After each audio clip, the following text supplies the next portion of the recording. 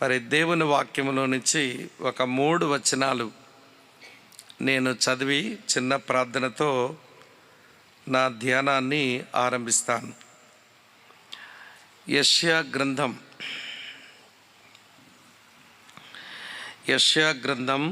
41వ అధ్యాయం 14, 15, 16 వచనాలు ఇలా ఉన్నాయి. మీ కొరకే చదువుతున్నాను, దయవుంచి చూడండి. పురుగు వంటి యాకోబు, స్వల్ప జనమగు ఇశ్రాయేలు, భయపడకుడి, నేను నీకు సహాయము చేయుచున్నాను అని యెహోవా సెలవిచ్చుచున్నాడు. నీ విమోచకుడు ఇశ్రాయేలు పరిశుద్ధ దేవుడే. కక్కులు పెట్టబడి పదునుగల క్రొత్తదైన నురిపెడి మ్రానుగా నిన్ను నియమించి ఉన్నాను. నీవు పర్వతములను నూర్చుదువు, వాటిని పొడి చేయుదువు, కొండలను పొట్టువలే చేయుదువు. నీవు వాటిని గాలించగా గాలి వాటిని కొంచెపోవును, సుడిగాలి వాటిని చెదరగొట్టును. నీవు యెహోవాను బట్టి సంతోషించుదువు, ఇశ్రాయేలు పరిశుద్ధ దేవుని బట్టి అతిశయపడుదువు. ప్రభు ఈ వచనాలు మన ధ్యానము నిమిత్తమై ఆశీర్వదించునుగాక. గట్టిగా ఆమెన్ చెప్పండి. ప్రార్థన చేద్దాం. పరమ తండ్రి, నీ దాసులు జాన్ బాబు గారు, వారి కుటుంబం ఈ ప్రాంతాలలో నీ కొరకు పడుతున్న ప్రయాసకై మీకు స్తోత్రాలు. వారిచ్చిన ఆహ్వానాన్ని పురస్కరించుకొని ఈ 3 దినాల సభలలో తొలి రాత్రి నీ సన్నిధికి చేరి వచ్చిన నీ ప్రజలను బట్టి మీకు కృతజ్ఞతలు, నీ సేవకులను బట్టి మీకు స్తోత్రాలు. నేను కూడా ఈ కూడికల్లో తొలి రాత్రి మా ప్రియులతో ఉండే అవకాశం మీరు ఇచ్చారు. మీకు స్తోత్రాలు చెల్లిస్తూ, మీరు మాతో మాట్లాడదలిచిన నీ మాటలన్నీ మాతో మీరు ముచ్చటించాలి అని మమ్మల్ని మేమే నీ కృపకు నీ దయకు అప్పగించుకుంటూ, మా ప్రభువైన యేసుక్రీస్తు వారి యొక్క ప్రశస్త నామంలోనే స్తోత్రాలు చెల్లించి అడిగి వేడుకొని ప్రార్థిస్తున్నాము తండ్రి. Amen, amen. నిన్ను గూర్చి నీవు ఏమని అనుకుంటున్నావు? నిన్ను గూర్చి నీవు ఏమని అనుకుంటున్నావు? What do you think about your self? ఈ ప్రపంచంలో ఉన్న అనేకమైన ప్రశ్నల్లో ఒక మంచి ప్రశ్న ఇప్పుడు నేను వేసిన ప్రశ్న. నిన్ను గూర్చి నీవు ఏమని అనుకుంటున్నావు అన్నది గొప్ప ప్రశ్న. ఈ ప్రశ్నకు సమాధానాలు వెతుక్కోవడం దేవుని పిల్లలమైన మనకు దేవుని సన్నిధిలో అది ఒక సమంజసమైన పని. సరే, నిన్ను గూర్చి నీవు ఏమనుకుంటున్నావు అన్న ప్రశ్నకు ఈ రాత్రి మనమేంటో మనం తెలుసుకునే ప్రయత్నం చేద్దాం. అది నేను చెప్పక మునుపు ఒక విషయం మీతో చెప్పాలి. ఈ ప్రపంచంలో 2 రకాలైన మనుషులు ఉంటారు. ఒక రకం మనుషులు తమ గురించి తాము ఏమో అయ్యున్నాము అనుకుంటారు. వీఆర్ సంథింగ్ అని అనుకోవడం వారికి అలవాటు. అలాగనే ఈ ప్రపంచంలో మరో రకం మనుషులు ఉంటారు. వారు మేము ఏమీ కాము అని అనుకుంటారు. వీఆర్ నథింగ్ అని అనుకోవడం వీళ్ళకి అలవాటు. మేము ఏమో అయ్యున్నాము అనుకునే వాళ్ళు కొంతమంది అయితే, మేము ఏమీ కాము అనుకునే వాళ్ళు మరి కొంతమంది. మీకు విషయం చెప్పనా? ఈ 2 రకాల ఆలోచన విధానం మంచి విధానం అయితే కాదు. నేను ఏమో అయ్యున్నాను అనుకునేవాడు అహంకారి అవుతాడు. నేను ఏమీ కాను అని అనుకునేవాడు కృంగిపోతాడు. మనుషులమైన మనం అహంకారులుగా ఉండకూడదు. అలాగని చెప్పి మనుషులమైన మనం కృంగిపోయి ఉండడం కూడా సరికాదు. కానీ మనుషులు ఎందుకు ఈ ధోరణి కలిగి ఉంటారు అంటే, వారు ఎవరితోనో తాము పోల్చుకుంటారు. ఉదాహరణకు ఈ భారతదేశ సామాజిక స్థితిని బట్టి ఒక వ్యక్తి ఒక పెద్ద కులములో పుట్టాడు అనుకోండి, తాను చిన్న కులస్తులతో పోల్చుకొని మేమంటే ఏమనుకుంటున్నావు అంటాడన్నమాట. కొంచెం డబ్బులున్నవాడు డబ్బులు లేనివాడిని చూసి మేమంటే ఏమనుకుంటున్నావో తెలుసా అంటాడు. కొంచెం చదువుకున్నవాడు చదువు లేని వాడిని చూసి మేమేంటో నీకు తెలుసా అని చెప్పి అహంకారంతో మాట్లాడతాడు. ఎందుకంటే ఆ వ్యక్తి కంటే ఈ వ్యక్తికి కులం పెద్దది, ధనం ఎక్కువ, చదువు సంధ్యలు ఉన్నాయి. ఆ కారణం చేత ఆ మనిషిని చూచి ఆ మనిషితో పోల్చుకొని నేను ఏమో అయ్యున్నాను అని అనుకుంటాడు. ఇలాంటి గొప్పలు ఏమీ లేని మనుషులు గొప్పలను చూచి మా కులం కంటే వాళ్ళ కులమే పెద్దది, మాకున్న డబ్బు కంటే వాళ్ళకున్న డబ్బే ఎక్కువ, మాకున్న చదువు కంటే వాళ్ళకు ఉన్న చదువే ఎక్కువ అని చెప్పి వారిని చూచి కృంగిపోవటం వీళ్ళకి అలవాటుగా ఉంటుంది. అయితే ప్రియుల, మనుషులతో మనల్ని మనం పోల్చుకొని చూసుకున్నప్పుడు ఎక్కువ అయినా అని అనిపిస్తాము, లేదా తక్కువ అనైనా అనిపిస్తాం. ఇది మీకు అర్థమయ్యేలా చెప్తాను, వినండి. మాకు పశ్చిమ బెంగాల్ రాష్ట్రంలో కలకత్తా పట్టణంలో బ్యారక్పూర్ అనే ప్రాంతంలో కొంత పరిచర్య ఉండింది, ఇప్పుడు ఉంది. కాకపోతే వారుగా పరిచర్య చూస్తున్నారు. సంవత్సరంలో ప్రతి సంవత్సరం ఫిబ్రవరి మాసం, సెప్టెంబర్ నెలలో వారి మధ్యకు వెళ్ళి సేవ చేస్తూ వస్తూ ఉండేవాళ్ళం. అయితే కలకత్తా పట్టణంలో బ్యారక్పూర్లో ఉన్న మా ప్రియులు, మీరు ఎప్పుడొచ్చినా సభల ముందు రోజు వస్తారు, సభలు ముగించేసుకున్న వాళ్ళు వెంటనే వెళ్ళిపోతున్నారు. ఈ కలకత్తాలో చూపించాలనుకున్న చాలా ఉన్నాయి ఇక్కడ. ఈ మారు వచ్చినప్పుడు సభలకు ముందన్నా 2 రోజులు రండి, లేదా సభలైపోయాక 2 రోజులు ఉండేలాగైనా రండి. కలకత్తా పట్టణంలో కొన్ని ముఖ్యమైన చోట్లు చూపిస్తామన్నారు. సరే, ఒక మారు అట్లనే వెళ్ళాము. వెళితేను సభలైపోయిన తర్వాత వాళ్ళు అక్కడక్కడ ఉన్న చూడదగ్గ స్థలాలన్నీ వాళ్ళు చూపిస్తూ వచ్చారు. చివరకు ఒక మ్యూజియంకి తీసుకుని వెళ్ళారు. తీసుకుని వెళితే చూడవలసిన విషయాలు చాలా ఉన్నాయి, చూచాము. చివరకు ఒక గది దగ్గరకు వచ్చేసరికి మా వాళ్ళు అన్నారు, అన్నా మీరు ఈ గదిలోంచి అలాగ అవతలకు వచ్చేసేయండి, అవతల మేము కలుస్తాము, మేము ఉంటే మీరు ఎంజాయ్ చేయలేరు, మీరే చూడండి, వెళ్ళండి లోపలికని మమ్మల్ని లోపలికి తోశారు. సరే, మొట్టమొదటి గదిలో అడుగు పెట్టగానే ఆ గదిలో ఇటువైపు అద్దాలు ఉన్నాయి. మేము గదిలో అడుగు పెట్టగానే అద్దాల్లో చూస్తుంటే మేము తాటి చెట్టంతా పొడుగ్గా ఉన్నట్టున్నాం. మా తలకాయలు కొంచెం చిన్న పిడతల్లా కనబడుతున్నాయి. ఇంత పొడుగ్గా ఇప్పుడైపోయినాము అని చెప్పి ఆ అద్దాల్లో చూసుకొని కొంచెం నవ్వుకున్నాం. సరే, వాళ్ళు బయట ఉండి నవ్వుకుంటా ముందుకెళ్ళండి అన్నారు. సరే, మరికొంచెం ముందుకెళ్ళాం. ఆ తరువాత గదిలో కూడా అటు ఇటు అద్దాలు ఉన్నాయి. ఆ అద్దాలను చూసినప్పుడు అద్దాల్లో మేము రుబ్రోలు పత్రంలాగా, గోరపందిల్లాగా బలిసిపోయినట్టు కనబడుతున్నాం, సుమోల్లాగా.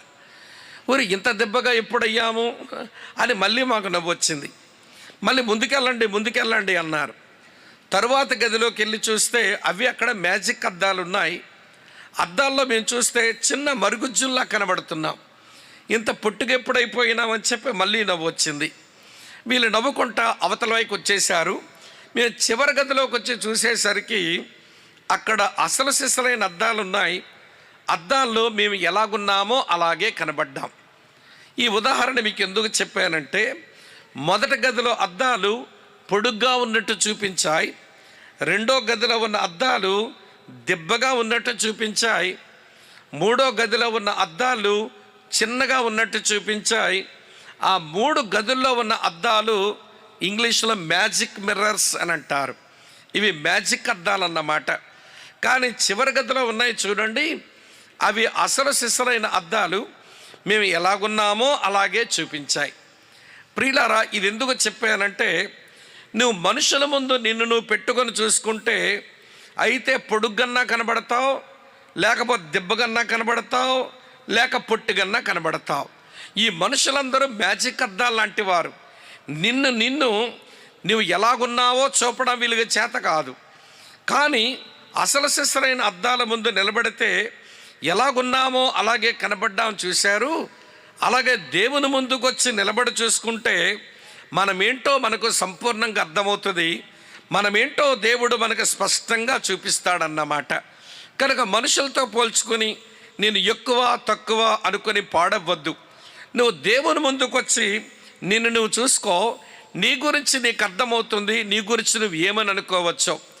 సరే, ఈ ఆలోచన మీ మనసులో పెట్టుకుంటే ఇప్పుడు దేవుడు ఒక జనాంగాన్ని చూసి ఇలాగంటున్నాడు. అదే చదివాను కదా ఇప్పుడు. యెషయా గ్రంథం 41వ అధ్యాయం 14వ వచనం. పురుగు వంటి యాకోబు అన్నాడు. అరే యాకోబు, అతని జనాంగం దేవుని దృష్టిలో పురుగుల్లాగా ఉన్నారట. ఇది ఎంత విడ్డూరమైనటువంటి మాట ఇది. మనుషులను చూసి దేవుడు పురుగు వంటి యాకోబు అన్నాడేంటి అంటే, ఈ మహాదేవుని ముందుకొచ్చి మనల్ని మనం చూసుకుంటే మన దృష్టికి మన పురుగులమే అనిపిస్తాం, ఆయన దృష్టికి పురుగుల్లాంటి వారమే అనిపిస్తాం. ఎందుకనంటారా? యెషయా గ్రంథం 66వ అధ్యాయం 1వ వచనములో ఇలా రాసి ఉంటుంది. యెషయా గ్రంథం 66:1 ఆకాశము నా సింహాసనం, ఈ భూమి నా పాదపీఠం అన్నాడు ఆయన. ఆకాశమే సింహాసనంగా చేసుకుని ఈ భూమిని తన పాదపీఠంగా చేసుకున్న ఆ దేవుని ముందు నువ్వు నిలబడితే పురుగువు అని అనిపించక పర్వతాన్ని అనిపిస్తావా? అంత మహాదేవుని ముందు నిలబడి నిన్ను నువ్వు చూసుకుంటే అవును పురుగునే అని నీకు అనిపిస్తుంది. ఇంకొక మాట మీతో చెప్పనివ్వండి. అపోస్తలుడైన పౌలు తిమోతికి రాసిన మొదటి పత్రిక 6వ అధ్యాయం 16వ వచనం ఇలా రాసి ఉంది. సమీపింపరాని తేజస్సులో ఆయన మాత్రమే వసించు అమరత్వము గలవాడయ్యున్నాడు.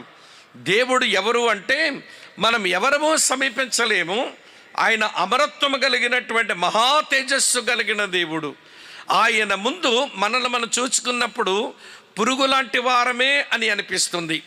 ఆయన దృష్టిలో కూడా మన పురుగు లాంటి వారమే. మన పర్వతాలం అనుకోకూడదు, మన పులులు అనుకోకూడదు. ఎవరి ముందో మనల్ని పెట్టుకొని చూస్తే పర్వతాలమో పులులమో అనిపించవచ్చేమో, కానీ నేను సృజించిన దేవుని ముందు నిన్ను నువ్వు పెట్టుకొని చూసుకోగలిగితే నేనైనా మీరైనా ఎవరమైనా పురుగు లాంటి వారమే అని అనిపిస్తుంది. ఇలా మీతో చెప్పనివ్వండి ప్రియులారా. ఇశ్రాయేలీయులకు 2వ రాజు, ఆయన పేరు దావీదు, మీరు ఎరుగుదురు. ఆయన ఒకసారి తన గురించి తాను ఏమనుకుంటున్నాడో ఇలా చెప్పాడు. ఆ మాట మీ కొరకే చదువుతాను, వినండి. కీర్తన గ్రంథం నుంచి 22వ కీర్తన 6వ చరణం.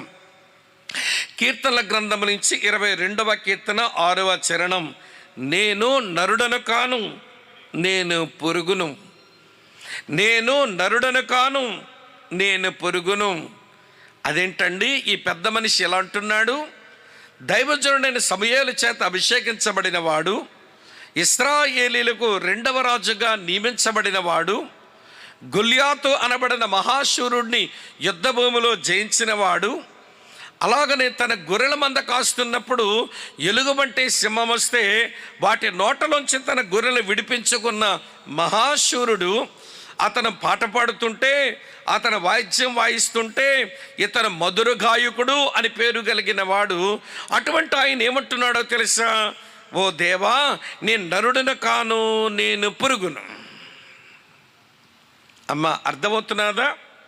ఇంత పెద్ద ఆయన దేవుని ముందుకు వచ్చి అంటున్నాడు, నేను నరుడను కాను, పురుగు లాంటి వాడిని. మరి నువ్వేంటి నేను ఏమో అయ్యున్నాను అనుకుని రాలిపోతున్నావు రాలుగాయ మనిషిలాగా? అంత అహంకారంతో నేనంటేంటో తెలుసా అంటున్నావేంటి? ఎవరితోనో పోల్చుకుంటే నువ్వు ఏమో అనుకోవడానికి అవకాశం ఉంది, కానీ నేను సృజించిన దేవుని ముందు నిలబడితే నువ్వు పురుగువే, నేనైనా పురుగునే. ఇదే దావీదు మరో చోట తన గురించి తాను ఏమన్నాడో చూపిస్తాను రండి. 1 సమూయేలు గ్రంథం 18వ అధ్యాయం, సమూయేలు మొదటి గ్రంథం 18వ అధ్యాయం 18వ వచనం చూడండి. అందుకు దావీదు, రాజునకు అల్లుడనగుటకు నేను ఎంతటి వాడను, నా స్థితి అయినను ఇశ్రాయేలులో నా తండ్రి కుటుంబమైనను ఏ పాటివని సౌలుతో అనెను. ఈ వచనంలో గమనించారా? నేను ఎంతటి వాడను, నేను ఏ పాటి వాడను అంటున్నాడు. కొంచెం అదే అధ్యాయం 23వ వచనం చూడండి. సమూయేలు మొదటి గ్రంథం 18:23లో ఇలా ఉంది. సౌలు సేవకులు ఆ మాటను బట్టి దావీదుతో సంభాషింపగా, దావీదు, నేను దరిద్రుడనై ఎన్నిక లేనివాడనై ఉండగా రాజున కల్లుడనొకట స్వల్ప విషయమని మీకు తోచునా అని వారితో అనగా, ఈ వచనంలో ఆయన అంటాడు, నేను దరిద్రుడను, నేను ఎన్నిక లేని వాడను, నేను పురుగను, నేను ఎంతటి వాడను, నేను ఏ పాటి వాడను, నేను దరిద్రుడను, నేను ఎన్నిక లేని వాడను. దావీదు లాంటి వాడే దేవుని ముందు తన జీవితాన్ని పెట్టుకొని ఇలా మాట్లాడుతుంటే, ఈ స్థలంలోకి వచ్చిన వాక్యం వింటున్న నీవు నీ గురించి నువ్వు ఏమని అనుకుంటున్నావు? పులివనుకుంటున్నావా, లేక పర్వతాన్ని అనుకుంటున్నావా? అసలు నీ గురించి నీవు ఏమనుకుంటున్నావు? నీ గురించి నీకున్న అవగాహన ఏంటి? What do you think about your self? నేను ఈ రాత్రి వేళ మీకు ఇష్టమున్నా ఇష్టం లేకపోయినా, మీరు అంగీకరించినా మీరు అంగీకరించకపోయినా, మిమ్మల్ని అందరినీ పురుగులు చేద్దామని ఉంది నాకు. అవుతారా? శుభం కొర్రా పెళ్ళికొడు కంటే పందుట్లో బోడి పిల్లన్నట్టు మేమేదో చక్కగా వాక్యం విందామని వస్తే మమ్మల్ని పురుగులు చేస్తానంటాడేంటి వీడు అని మీరు అనుకోకండి. మీకు శుభవార్త చెప్పనా? ఈ బైబిల్ దేవుడు ఎవరైతే తమను తాము పురుగులమని ఎంచుకుంటారో, పురుగులమని ఎంచుకున్న మనుషులకు ఆయన తన సేవలు అందించేవాడు. నీకు దేవుని సేవే కావాలనుకుంటే పురుగువైతేనే మంచిది. నాకు దేవుని సేవలు నాకు అక్కర్లేదనుకుంటే పులుగానే మిగులు, నీ ఇష్టం. ఈ రాత్రి వేళ అవునయ్యా, దావీదు లాంటి వాడే నేను నరుడును కాను పురుగునంటే, నేను ఎంతటి వాడను ఏ పాటి వాడనంటే, నేను దరిద్రుడను ఎన్నిక లేని వాడనంటే, నా బోటివాడు నాలాంటిది ఏమని అనుకోవాలి నా గురించి? నేను భూరేను అనుకోవడానికి కూడా పనికిరానేమో, ఇసుక రేణువునైనా అనుకోవడానికి పనికిరానేమో, ఆకాశమైన సింహాసనం, ఈ భూమి నా పాదపీఠమని సెలవిచ్చిన దేవుడు మనుషులు ఎవరో సమీపింపరాని మహా తేజస్సులో వసిస్తూ అమరత్వము కలిగినటువంటి దేవుడు. ఆ దేవుని ముందు నేను అనుకోవలసిన మాటలు ఇవే కదా. ఓ దేవా, నేను నరుడును కాను పురుగును, నేను ఎంతటి వాడను ఏ పాటి వాడను, నేను దరిద్రుడను, నేను ఎన్నిక లేని వాడను. అక్క చెల్లులారా, అన్నదమ్ములారా, ఈ రాత్రి వేళ దావీదు కలిగిన అవగాహనే నీ కలిగి ఉంటే, నేను పురుగు లాంటి వాడను అని అనుకుంటే, ఈ బైబిల్ దేవుడు పురుగులము అనుకునే వాళ్లకు ఆయన భలే అద్భుతమైన సేవలు చేస్తాడు. ఈ సేవలు నీకు అందాయా? ఈ సేవలు నువ్వు అనుభవిస్తున్నావా అనే ప్రశ్న నీ ముందు ఉంచి, నేను ఆ పురుగులు ఎంచుకున్న వారికి ఆయన చేసే సేవలు ఎలా ఉంటాయో కొంచెం విపులంగా నేను చదివిన వచనాల్లోంచి చెప్తాను, సావధానంగా వినండి. యెషయా గ్రంథం 41వ అధ్యాయం 14వ వచనం. యెషయా 41:14లో, పురుగు వంటి యాకోబు, స్వల్ప జనమగు ఇశ్రాయేలు, భయపడకుడి, నేను నీకు సహాయము చేయుచున్నాను అని యెహోవా సెలవిచ్చుచున్నాడు. తర్వాత అంటాడు, నీ విమోచకుడు ఇశ్రాయేలు పరిశుద్ధ దేవుడే. ప్రియా సోదరి స్నేహితులారా, నీ విమోచకుడు ఇశ్రాయేలు పరిశుద్ధ దేవుడే అనే మాట దగ్గర నాకేమర్థమవుతుందనంటే, దేవుడు పురుగులము అని ఎంచుకున్న వారిని పట్టించుకొని వారికి విమోచన కలుగు చేస్తాడట. ఆయన పట్టించుకుంటాడు. ఎవరిని పట్టించుకుంటాడంటే, పురుగులమని ఎంచుకున్న వాళ్ళని పట్టించుకుంటాడు. పర్వతాలమని అనుకునే వాళ్ళని పట్టించుకోడు. మేము పులులం అనుకునే వాళ్ళని పట్టించుకోడు. నేను పురుగు లాంటి వాడను అని ఎంచుకున్న వారిని పట్టించుకొని ఆయన వారికి విమోచనిస్తాడట. ఈ చివరి లైన్ నాకు నేర్పిస్తున్న పాఠం ఏంటనంటే, గాడ్ కేర్స్ వర్మ్స్. దేవుడు పురుగులను పట్టించుకుంటాడు. పట్టించుకున్న వారికి విమోచన ఇస్తాడట. ఎవరి దేవుడు అంటే ఇశ్రాయేలు పరిశుద్ధ దేవుడు. ఆలకించండి, ఆయన పరిశుద్ధ దేవుడు. ఇలా మీతో చెప్పనివ్వండి, ఈ బైబిల్ ఏ దేవుని గురించి అయితే మాట్లాడుతుందో ఆయన ఇవ్వండి పరిశుద్ధుడు. ఆయన పరిశుద్ధతను ధ్యానం చేస్తూ ఎర్ర సముద్రం దాటగానే వారు పాడిన పాట మీకు వినిపిస్తాను చూడండి. నిర్గమాకాండం 15వ అధ్యాయం ఇలా రాసి ఉంది ప్రియులారా. నిర్గమాకాండం 15వ అధ్యాయం 11వ వచనం, యెహోవా వేల్పులలో నీ వంటి వాడు ఎవడు? పరిశుద్ధతను బట్టి నీవు మహనీయుడవు, స్తుతి కీర్తనలను బట్టి పూజ్యుడవు, అద్భుతములు చెయ్యవాడువు, నీ వంటి వాడు ఎవడున్నాడు అన్నాడు. పరిశుద్ధతను బట్టి చూడగా నీవు మహనీయుడవు, పరిశుద్ధతను బట్టి చూడగా నీవు మహనీయుడవు. ఆ పరిశుద్ధుడైన దేవుడు తన అత్యున్నతమైన సింహాసనం మీద ఆయన ఆసీనుడై ఉంటే ఆయన సముఖమందున శరాపులు అనబడిన దూతలు సైన్యములకు అధిపతి యెహోవా పరిశుద్ధుడు పరిశుద్ధుడు పరిశుద్ధుడని గాన ప్రతిగానాలు చేస్తూ వారుకున్న 6 రెక్కల్లో 2 రెక్కలతో కళ్ళు కప్పేసుకొని, 2 రెక్కలతో పాదాలు కప్పేసుకొని, 2 రెక్కలతో ఎగురుతూ ఇశ్రాయేలు పరిశుద్ధ దేవుడిని గురించి వారు స్తుతిగానాలు చేస్తున్నప్పుడు ఆయన పరిశుద్ధతను చూడడానికి భయపడుతున్నారు. పరిశుద్ధతను బట్టి చూడగా మహనీయుడు. ఆయన పరిశుద్ధతను ఆయన సముఖమందున దేవదూతలే చూడలేరు, మనుషులు చూడలేని మహాపరిశుద్ధత కలిగిన వాడు. ఇంకొక మాట మీతో చెప్పనిస్తారా? హబక్కూకు గ్రంథం 1వ అధ్యాయంలో, హబక్కూకు గ్రంథం 1వ అధ్యాయంలో ఆ 13వ వచనంలో అంటాడు, నీ కనుదృష్టి దుష్టత్వము చూడలేనంత నిష్కలంకమైనది కదా అన్నాడు. అవును అన్నదమ్ములారా, అక్క చెల్లులారా, ఆయన పాపము చూడలేని పవిత్రమైన నేత్రాలు కలిగిన వాడు. ఒక మాటలో చెప్పాలనంటే ఈ బైబిల్ ఏ దేవుని గురించి అయితే మాట్లాడుతున్నాదో, ఈ పరిశుద్ధ లేఖనాలు ఏ దేవుణ్ణి అయితే బయలుపరుస్తున్నాయో ఆయన మహాపరిశుద్ధుడు. ఆయన అందరిలాగానే అరిషడ్వర్గాలకు లొంగిపోయిన వాడు కాదు. అరిషడ్వర్గాలు అంటే కామం, క్రోధం, లోభం, మోహం, మదం, మత్సర్యం. కామక్రోధ లోభమోహ మదమత్సర్యాలకు అతీతుడు ఆయన అరిషడ్వర్గాలు జయించిన వాడు. ఆ పరిహాసానికి కూడా కామానికి ఆయన దగ్గర చోటు లేదు, లోభానికి ఆయన దగ్గర చోటు లేదు, మత్సరానికి ఆయన దగ్గర చోటు లేదు, అసూయకి ఆయన దగ్గర చోటు లేదు. ఆయన దగ్గర పాపపు డాగులే కనబడవు. ఆయన మహాపరిశుద్ధుడు. అటువంటి ఆయన శరీరముతో ఈ లోకమునకు దిగి వచ్చిన వాడు. ఎందుకో తెలుసా? నీకు విమోచకుడుగా ఉండేందుకు శరీరముతో దిగి వచ్చాడు ఆయన. శరీరముతో ఈ లోకానికి దిగి వచ్చినప్పుడు ఎట్లున్నాడంట మళ్ళీ ఆయన? చదవనిస్తారా? హెబ్రీ పత్రిక 7వ అధ్యాయం 26వ వచనంలో, పవిత్రుడను నిర్దోషియు నిష్కల్మషుడును పాపులలో చేరక ప్రత్యేకముగా ఉన్నవాడు. అమ్మా వింటున్నారా? పవిత్రుడును నిర్దోషియు నిష్కల్మషుడును పాపులలో చేరగా ప్రత్యేకముగా ఉన్నవాడు ఆయన. అటువంటి ఇశ్రాయేలు పరిశుద్ధ దేవుడు ఎవరైతే తాము పురుగులము అని ఎంచుకుంటారో వారికి ఆయన విమోచకుడు అవుతాడట. ఇలా మీతో చెప్పనివ్వండి, మనుషులమైన మనకు విమోచన ఆవశ్యకత ఉంది. మన విమోచించబడ్డం అవసరం. విమోచించబడ్డం అంటే అర్థం ఏంటండి అని మీరు అంటారేమో. అర్థమయ్యేలా చెప్తాను వినండి.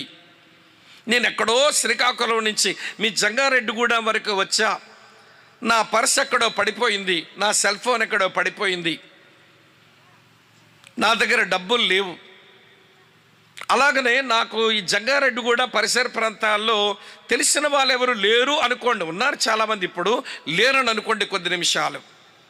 నా పర్సా నా ఫోనా పడిపోయినా ఎక్కడో, నాకు తెలిసిన వారెవరు లేరు. ఇప్పుడు నేను మళ్ళీ నా ఇంటికి పోవడానికి కనీసం ఒక 1000 రూపాయలు అవసరం. ఎవరినైనా అడుక్కుందామని, అమ్మా ఒక 10 రూపాయలు ఉంటే ఇవ్వండి, బాబు 100 రూపాయలు ఉంటే ఇవ్వండి అని అడుక్కుందామని అనిపిస్తుంది. కానీ నేను అడుక్కుంటే ఒక దున్నపోతలాగా ఉన్నావు, అడుక్కోవడానికి సిగ్గులేదేంట్రా అని మీరు అంటారేమో. నామోషిగా ఉంది.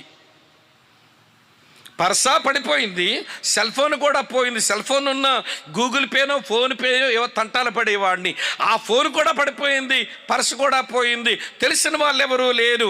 ఇప్పుడేమో అడుక్కుందామంటే నామోషిగా ఉంది. మరి నాకు 1000 రూపాయలు ఎట్లా వస్తాయండి? అప్పుడు నాకు జ్ఞాపకం వచ్చింది, నా చేతికున్న ఆల్విన్ వాచ్, ఇది 4000 రూపాయల వాచ్. అక్కడ ఉన్న షావుకారు దగ్గరికి వెళ్ళి, ఏమండి షావుకారు గారు, ఈ వాచ్ మీ దగ్గర పెట్టుకొని నాకు 1000 రూపాయలు ఇవ్వండి, నా పర్సు నా ఫోను పోయింది, నేను ఆ 1000 రూపాయలతో నా ఇంటికి వెళ్ళి మళ్ళీ ఎప్పుడైనా వచ్చి మీ 1000 రూపాయలు మీకు ఇచ్చి దాని మీద వడ్డీ కూడా ఇచ్చి నా వాచ్ నేను తీసుకెళ్ళిపోతానంటే, నా వాచ్ని కొంచెం ఆయన పరిశీలన చేసి 1000 రూపాయలు నాకు ఇచ్చాడు. వాచ్ నాది. ఎవరి చేతిలోకి పోయింది? షావుకారు గారి చేతిలోకి పోయింది. ఎంతగా పోయింది? 1000 రూపాయలకు పోయింది. నేను ఒక రోజున మళ్ళీ వచ్చి ఆ 1000 రూపాయలకి మరొక 100 రూపాయలు వడ్డీ కూడా ఇచ్చి నా వాచ్ని మళ్ళీ నేను తీసుకున్నాను. ఆ వాచ్ని విడిపించుకునే ప్రక్రియని విమోచన అని అంటారు. విమోచన అని అంటారు. ఈ విషయం మీ మనసులో పడితే ఇప్పుడు చెప్తాను, వినండి. మానవ జాతి అంటే నువ్వు నేనే, మనమందరమే విమోచించబడవలసిన అవసరత ఉంది మనకు. ఎందుకనంటారా, మనమంతా దేవునికి చెందిన వాళ్ళమే, కానీ దేవుని దగ్గర లేము. నా వాచి నాదే, కానీ నా దగ్గర లేదు, షావుకారు గారి చేతులకు పోయింది. మానవ జాతి దేవునికి చెందింది, కానీ దేవుని దగ్గర లేదు. ఏమైపోయింది మానవ జాతి?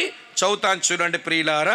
రోమీలకు రాసిన పత్రిక 7వ అధ్యాయం 14వ వచనం ఇలా ఉంది. రోమాపత్రిక 7:14 చదువుతాను చూడండి. ధర్మశాస్త్రం ఆత్మ సంబంధమైనదని ఎరుగుదము, అయితే నేను పాపమున కమ్మబడి శరీర సంబంధనై ఉన్నాను.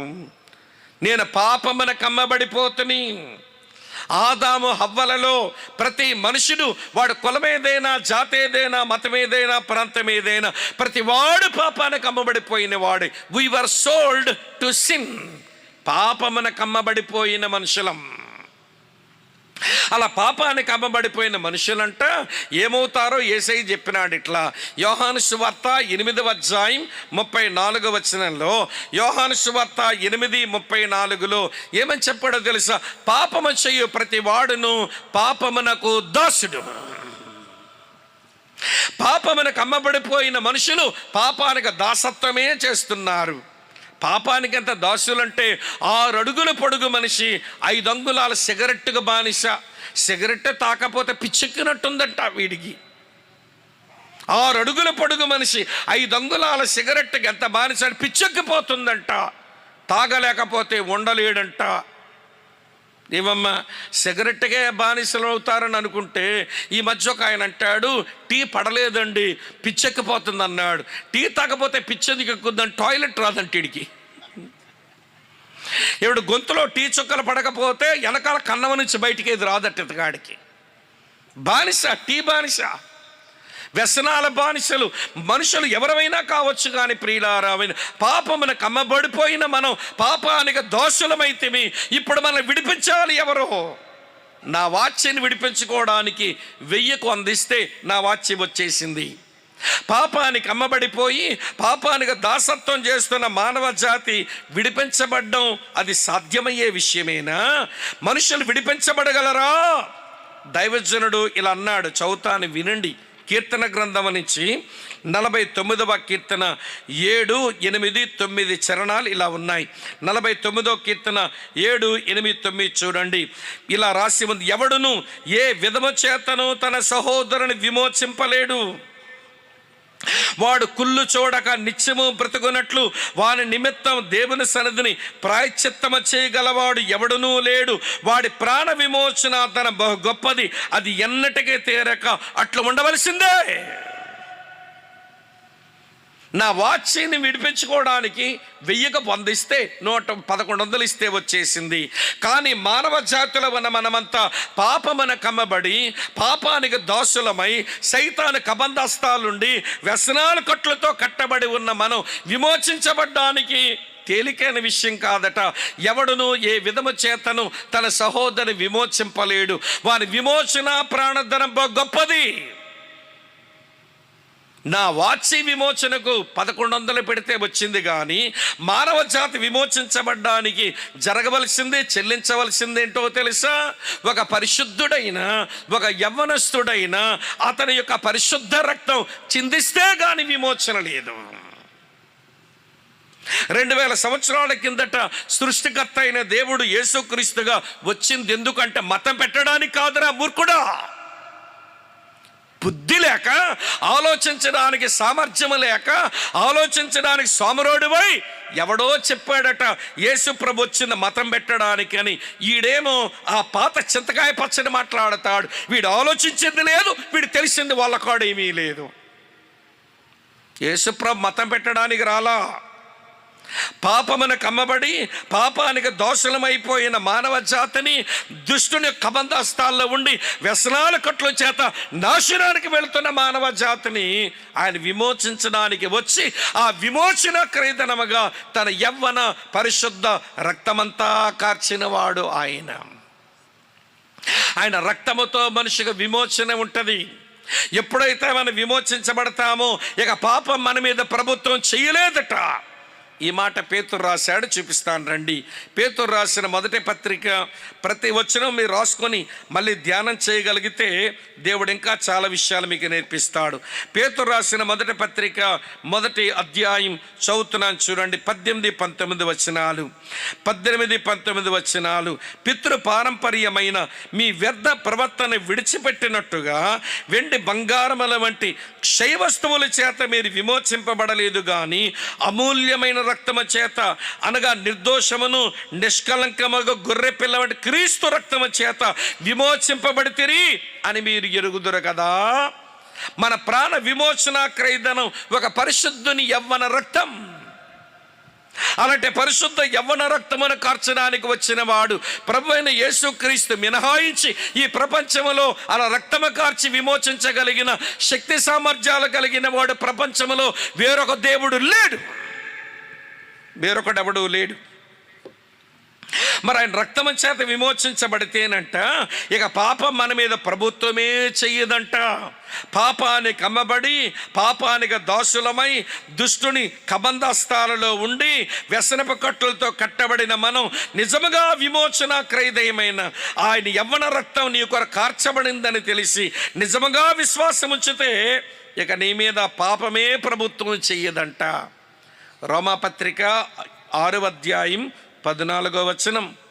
రోమాపత్రిక 6వ అధ్యాయం 14వ వచనం. మీరు కృపగే గాని ధర్మశాస్త్రమునకు లోనైన వారు కారు గనుక పాపం మీ మీద ప్రభుత్వము చెయ్యదు.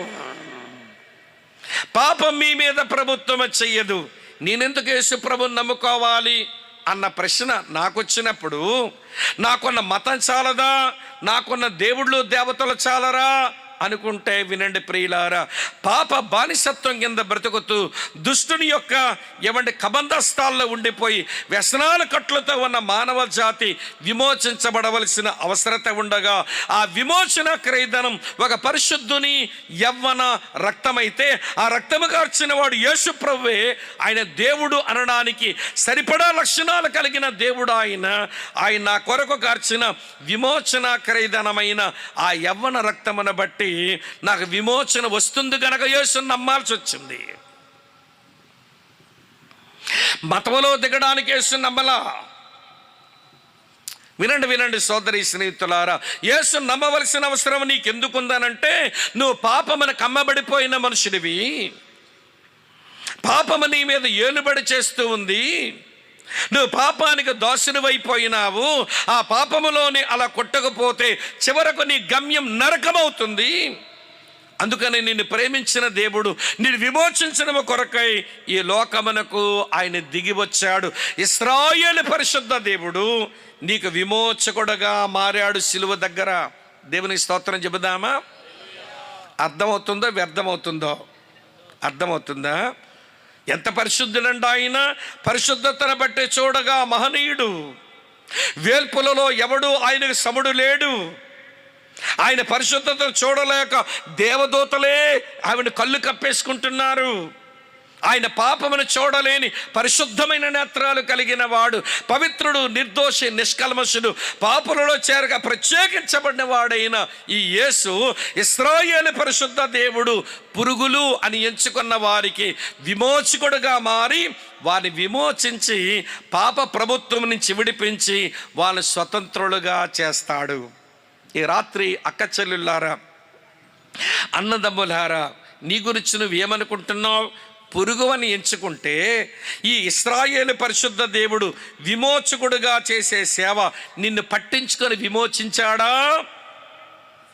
పాప ప్రభుత్వం నుంచి నువ్వు బయటకు రాగలిగావా? దుష్టుడు కట్టిన వ్యసనపు కట్ల నుంచి బయటకు వచ్చే స్వతంత్రుడివి, స్వతంత్రాలివి అయ్యావా అన్నదే ప్రశ్న. ఒకవేళ ఇంకా అనుభవం కలగకపోతే వింటున్నారా, మోరియా ప్రార్థనా సావాసపు, మోరియా ఎవాంజలికల్ ఫెలోషిప్ యొక్క ఈ క్రైస్తవ ఉజ్జీవ సభల్లో తొలి రాత్రే దేవుడు నీతో మాట్లాడుతున్నాడు. God cares worms. దేవుడు పురుగులను పట్టించుకుంటాడు, పట్టించుకొని వారికి విమోచన కలిగిస్తాడు.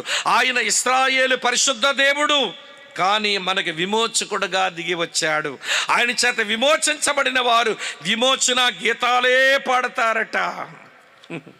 వారు విమోచన గీతాలే పాడుకుంటారట. అన్నదమ్ములారా, అక్క చెల్లులారా, వినండి. ఈ రోజున నువ్వు విమోచించబడితేవా? నీ నోట విమోచన గీతాలే వస్తాయా? ఆ విమోచించబడిన ఆధ్యాత్మిక అనుభవం ఉందా? లేక పాప బానిసవై పాపం కింద నలిగిపోతూ నీ జీవితాన్ని పాడు చేసుకుంటూ, నీ కుటుంబాన్ని కూడా పాడు చేసుకుంటూ, నీ పిల్లల భవిష్యత్తును కూడా పాడు చేస్తూ శాపమే నీ మీద ఏలుబడి చేస్తుందా? ఏమో, నీ సంగతి నువ్వే చూసుకోవాలి. ప్రభు నిన్ను ప్రేమించి ఈ రాత్రి నేను విమోచించడానికి ఇష్టపడుతూ ఉండగా, నేను పురుగులాంటోడ్నే ప్రభువా, నేను పురుగులాంటి దాన్నే నాయనా, నువ్వు విమోచించకపోతే, అమ్మ వింటున్నారా మీరంతా, నాకు దిక్కు లేదు అని దేహి అని రాగలిగితే ఆయన రాత్రి నిన్ను విమోచిస్తాడు ఈ ఇశ్రాయేలు పరిశుద్ధ దేవుడు. ఇంకా చెప్పలేను, ఒక తలంపు చెప్పా, రెండో తలంపు చెప్తాను రండి. యెషయా గ్రంథం, అందరూ నా చూస్తూనే వినండి. ఒకసారి పక్కనున్న వైపు చూడండి. వింటున్నారో కునుకు తెస్తున్నారో? నాకు మాయిదార రోగం ఉంది, నా కళ్ళు మూసుకుని వాక్యం చెప్పడం రాదు, ఇది నా దరిద్రం, నేనేం చేయను. ఎవరైనా కునికే మొఖాలు కానీ కనబడ్డారనుకోండి, మళ్ళీ ఎట్లయినా వినేలాగా చేద్దామని ఆరాటం ఉంటుంది తప్ప వింటే విన్నీ పోతే పోనేను వదలడం నాకు రాదు. అది కొంచెం పక్క వాళ్ళు చూసి కొంచెం వాళ్ళకి గాలుగా ఉండండి, కావల గత్తెలుగా ఉండండి. కొంతమంది కునుకు మొఖాలు ఉంటాయి. అయితకు దేవుని వాక్యం వింటూ వింటూ ఆ కిటికీ మీద నుంచి కింద పడి చచ్చాడంట. చచ్చిపోతా, దేవునికి స్తోత్రం. ఆ రోజు పౌలున్నాడు కనుక మళ్ళీ అయితుకొని తిరిగి బతికించాడు. మీరు కుర్చీ మీద కూర్చొని కునికి కింద పడి చచ్చారనుకోండి, మిమ్మల్ని బతికించిన నేనైతే పౌలుని కాదు, జాన్ బాబాయ్ గారు పిలిచి పెట్టి చేయండి అయ్య గారు, పాతేసి వద్దామని నేను పాతేసి వస్తాం. అమ్మ అర్థమవుతుంది నేను చెప్పే విషయం. కానీ కొంచెం కళ్ళు చిట్లించుకొనైనా సావధానంగా వినండి. మొదటి మాట, దేవుడు పురుగులను పట్టించుకొని వారిని విమోచిస్తాడు ఒకటి చెప్పా. రెండో సంగతి చెప్తాను రండి. యెషయా గ్రంథం 41:14 వచనం, మళ్ళీ అదే వచనం. పురుగు వంటి యాకోబు, స్వల్ప జనమగు ఇశ్రాయేలు, భయపడకుడి, నేను నీకు సహాయము చేయుచున్నాను అని యెహోవా సెలవిచ్చుచున్నాడు. భయపడకుడి, నేను నీకు సహాయము చేయుచున్నాను అని యెహోవా సెలవిచ్చుచున్నాడు అనే మాట దగ్గర పురుగులమని ఎంచుకునే మనుషులతో దేవుడు మాట్లాడి ఆయన అభయమిస్తాడు. God speaks with worms. దేవుడు పురుగులమని ఎంచుకునే వాళ్ళతో ఆయన మాట్లాడి అభయమిస్తాడు. ఆయన మనుషులమన్నాక, వినండి నా వైపు చూస్తూ, మనుషులమన్నాక మనందరి జీవితంలో ఎప్పుడో ఒకసారి భయపడే పరిస్థితులు మనకు వస్తాయి. మనము ఎవరు సహాయం చేయడానికి నాకు లేరు అన్నట్టుగా నిస్సహాయ పరిస్థితులు కూడా మనం వెళ్ళిపోతాం. భయము, నిస్సహాయత మానవుల జీవితంలో సర్వసాధారణం. భయము, నిస్సహాయత మానవుల జీవితంలో సర్వసాధారణం. వినండి, నీకెంత డబ్బు ఉన్నా, నీకెంత జ్ఞానం ఉన్నా, నీకెంత బద్దు బలగం ఉన్నా, నీకెంత అందచందాలు ఉన్నా, నీకెంత కులమున్నా, నీకెంత వినండి ప్రియుల స్నేహితులున్నా, నిస్సహాయ పరిస్థితుల్లోకి వెళ్ళే రోజులు వస్తాయి. భయము కలిగే రోజులు కూడా వస్తాయి. భయపడేవాడికి భయపడవద్దు అని అభయమిచ్చేవాడు కావాలి. నిస్సహాయ పరిస్థితులకు పోయే వాళ్లకు నేను నీకు సహాయం అని చెప్పేవాడు కావాలి. అది లేకపోతే మానవ జీవితం కృంగిపోతూ ఉంటుంది. క్రీస్తునందు ప్రియమైన స్నేహితులారా వినండి, ఎవరైతే నేను పురుగును అని ఎంచుకుంటారో ఈ మహాదేవుని ఎదుట అటువంటి వారితో మాట్లాడి వారికి భయపడవద్దని అభయమిచ్చి నేను నీకు సహాయం చేస్తాను అని మాట్లాడేవాడు.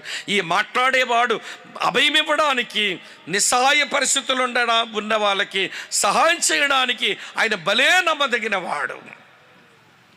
అందుకని 46వ కీర్తన 1వ వచనంలో రాసి ఉంటుంది కదా. 46వ కీర్తన 1వ వచనం చదువుతాను చూడండి. ఇలా ఉంది: దేవుడు మనకు ఆశ్రయమును దుర్గమునయ్యున్నాడు, ఆపత్కాలములో ఆయన చెప్పండి నమ్ముకొనదగిన సహాయకుడు. కావున భూమి మార్పు నొందినను, నడి సముద్రములలో పర్వతములు ములిగినను, వాటి జలములు ఘోషించుచు నురుగు కట్టినను, ఆ పొంగునకు పర్వతములు కదిలినను. చెప్పండి తర్వాత మాట, మనము భయపడము. అభయమిచ్చేవాడు ఆయన, సహాయం చేయవాడు ఆయన, అభయం ఇవ్వటంలో సహాయం చేయటంలో నమ్మదగిన వాడు ఆయన. అందుకని ఆయన మాట్లాడిన మాటలు వినేవాళ్ళు ఇలా చెప్పుకుంటారు అని భక్తుడు ఒక మాట రాశాడు. మీ కొరకే చదువుతున్నాను చూడండి. హెబ్రీలకు రాసిన పత్రిక 13వ అధ్యాయం, హెబ్రీలకు రాసిన పత్రిక 13వ అధ్యాయం 6వ వచనం ఇట్లా రాసి ఉంది: కాబట్టి ప్రభువు నాకు సహాయుడు, నేను భయపడను, నరమాత్రుడు నాకేమి చేయగలడని మంచి ధైర్యంతో చెప్పగలవారమై ఉన్నాము. హల్లెలూయా. ఎవరైతే నేను పురుగు లాంటి వాడను అని ఎంచుకుంటారో అటువంటి వారికి ప్రభు సహాయకుడు అవుతాడట. అలాంటి వారు సహాయం పొందుతూ నేను భయపడవద్దని అభయమిచ్చాడు గనక వారు భయపడకుండా ఉండి నరమాత్రులు నాకేమి చేయగలరని మంచి ధైర్యంతో చెప్పగలవారై ఉంటారట. అమ్మ, అర్థమవుతున్నదా విషయం? ఎవరితో మాట్లాడతాడు ఆయన, ఎవరికి అభయమిస్తాడు అంటే నేను పులిని అనుకున్నోడు గురించి కాదు, నేను పర్వతాన్ని అనుకునే వాడు గురించి కాదు. మా దగ్గర సహోదరుడు ఉండేవాడు. సహోదరుడు ఉండేవాడు. వాళ్ళ మేనత్త ఆవిడికి మానసిక రోగం. నాకు తెలిసి ఆవిడ ఎప్పుడు మాట్లాడడం నేను ఎరగను. ఒక చీకటి గదిలోనే ఉంటుంది ఆమె, ఎప్పుడు బయటకు కనబడదు. మరి ఎప్పుడు స్నానం చేయిస్తారో, ఎప్పుడు భోజనం పెడతారో నాకు తెలియదు. కానీ ఆమె ఎప్పుడు బయటికి రాదు, ఎవరితో మాట్లాడదు. ఈ అబ్బాయి తాలూకా మేనత్త. సరే, ఈ అబ్బాయి ఎక్కడికో పని మీద పోయి తెల్లవారుజామున 3:30కి ఇంటికి వచ్చి భార్యను అమ్మని వేధిస్తున్నట్ట. తినడానికి ఏమైనా ఉందా అని. నువ్వు వచ్చిందేమో 3:30 గంటలకి, తినడానికి ఏదైనా పెట్టండి అని సతాయిస్తుంటేను భార్య అమ్మ కొంచెం ఒర్చుకోరా బాబు పెడతామని చెప్పి సిద్ధపడుతూ ఉంటే మీలో వాళ్ళ అమ్మగారు అన్నారట, ఒరే ఏదో రెడీ అవుతుంది తినడానికి పెడతాం కానీ వెళ్ళి ముఖం కడుక్కొని రారాదు అన్నాడట. ఇట ముఖం కడుక్కొని రావచ్చు కదా అందట వాళ్ళ అమ్మ. అంటే ఎదగాడు అంటాడు, పులులు పళ్ళు తోమన్నాడట. పుల్లు ఏం తోమంట? పళ్ళు తోమట. అసలు ఆవిడ ఎప్పుడు మాట్లాడి పిచ్చి పట్టిన ఆమె మానసిక రోగి. ఆవిడలో ఏమి చైతన్యం వచ్చిందో వెంటనందట, ఒరేయ్ నువ్వు పులివి కాదు మనిషివిరా, వెళ్ళి పళ్ళు తోముకొని రా అందట. మళ్ళీ ఇప్పుడు మాట్లాడలే. పిచ్చిదానికి ఉందండి జ్ఞానం. నువ్వు మనిషివిరా బాబు, మట్టి గట్టానివరని చెప్పడానికి. దున్నపోతులాగా పెరిగిన మనిషికే నేను మనిషినే అని గ్రహింపలేక, నేను దేవుని దృష్టిలో పురుగు లాంటి వాడిని అని గ్రహింపలేక నేను పర్వతాన్ని. నేనంటే ఏమనుకుంటున్నారు? ఐ యామ్ సంథింగ్ అనుకుంటున్నాడు మనిషి. నా కులమేంటో తెలుసా, నాకెంత డబ్బుందో తెలుసా, నాకెంత బంధుబలగం ఉందో తెలుసా, నేను చదువు సంజల గలవాడో తెలుసా, ఐఎమ్ సంథింగ్ అని అనుకోవడం మనిషికే అలవాటయ్యింది. అక్క చెల్లులారా, అన్నదమ్ములారా వినండి. నీకు కనువిప్పు కలిగితే, నీ మనోనేత్రం వెలిగించబడితే, నీ సృజించిన దేవుని ముందుకు వచ్చి నీ బ్రతుకును చూసుకోగలిగితే ఖచ్చితంగా గమనిస్తావు, నేను పురుగు లాంటి దానని, నేను ఎంతటి వాడను, నేను ఏ పాటి వాడను, నేను దరిద్రుడను, నేను ఎన్నిక లేని వాడను, నేను పురుగు లాంటి వాడను. అలా ఎంచుకుంటే పురుగులను పట్టించుకొని ఈ దేవుడు సేవలు చేస్తున్నాడు. ఆ సేవ విమోచించే సేవ. పురుగులను ప్రియులారా విని మాట్లాడి వారికి అభయమిస్తున్నాడు. ఇది రెండవ మాట. మూడో మాట చెప్తాను రండి ప్రియులారా, అక్కడే రాసి ఉంది. యెషయా గ్రంథం 41 మళ్ళీ 14 చదువుతున్నా చూడండి. యెషయా 41:14, పురుగు వంటి యాకోబు, స్వల్ప జనమగు ఇశ్రాయేలు అన్నాడు. భయపడకుడి నుంచి చివరి వరకు చెప్పేశా. 15వ వచనం చూడండి. కక్కులు పెట్టబడి పదును గల క్రొత్తదైన నురిపెడ మ్రానుగా నిన్ను నియమించి ఉన్నాను అన్నాడు. నేను చదివిన ఈ 2 లైన్స్, పురుగు వంటి యాకోబు, స్వల్పజనమగు ఇశ్రాయేలు అన్నాడు కదా. కక్కులు పెట్టబడి పదును గల క్రొత్తదైన నురిపెడు మ్రానుగా నిన్ను నియమించి ఉన్నాను అన్న మాటలో నాకేమర్థమవుతుందో చెప్పమంటారా? దేవుడు పురుగులను ఎంచుకున్న వారిని రూపాంతరపరిచి నూతన సృష్టిగా చేస్తాడు. God transforms worms. దేవుడు పురుగులను ఎంచుకున్న వాళ్ళని రూపాంతరపరుస్తాడు, వాళ్ళని నూతన సృష్టిగా చేస్తాడు. ఏముందండి రూపాంతరపు అనుభవం, ఏముందండి నూతన సృష్టి అని అంటారా? నేను చదివిన వచనాలు సావధానంగా గమనిస్తే ముందు ఏమని సంబోధించాడు? పురుగు అన్నాడు. తరువాత ఏమంటున్నాడు? పురుగులాంటి నిన్ను కక్కులు పెట్టబడిన పదును గల క్రొత్తదైన నురిపెడు మ్రానుగా నిన్ను మార్చేస్తున్నాను. అది రూపాంతరం. ముందేమన్నాడో తెలుసా? వినండి, యాకోబు అని పిలిచాడు. తర్వాత ఏమన్నాడో తెలుసా? ఇశ్రాయేలు అని పిలిచాడు. పురుగు కాస్త నూర్చెడు మ్రానయ్యింది, యాకోబు కాస్త ఇశ్రాయేలు అయ్యాడు. అది రూపాంతరపు అనుభవం. ఇశ్రాయేలు అనగా దేవునితో నరులతో పోరాడి గెలిచిన వాడు, యాకోబు అనగా మోసగాడు. యాకోబు నిజంగానే మోసగాడు. అతను రూపాంతరపరిస్తే అతను దేవునితోను నరులతోనూ పోరాడి గెలిచిన విజయుడైపోయాడు. దేవుడు అతను కలవక మునుపు, దేవుడు అతను సంధించక మునుపు అతను ఒక పురుగు లాంటి వాడే. దేవుని సంధించిన తర్వాత అతను కక్కులు పెట్టబడిన క్రొత్తదైన ఒక నూర్చిన మ్రానుగా చేయబడ్డాడు. బైబిల్ దేవుడు మనుషులను రూపాంతరపరచువాడు. అమ్మా వింటున్నారా ఈ మాట? ఎందుకంటే యేసు ప్రభుని నమ్ముకోవాలి అంటే రూపాంతరం చెందడానికి, ట్రాన్స్ఫార్మ్ అవ్వడానికి. ఇది మీకు అర్థమయ్యేలా చెప్తాను, సావధానంగా వినండి.